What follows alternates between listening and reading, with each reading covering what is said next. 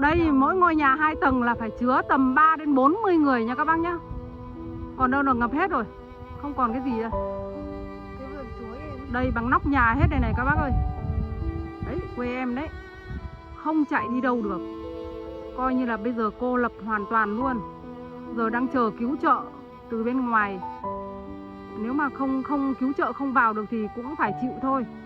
Tại vì là đồ ăn thì vẫn có nhưng không có nước uống. Đồ ăn thì vẫn có nhá mọi người nhá, nhưng mà không có nước uống thôi.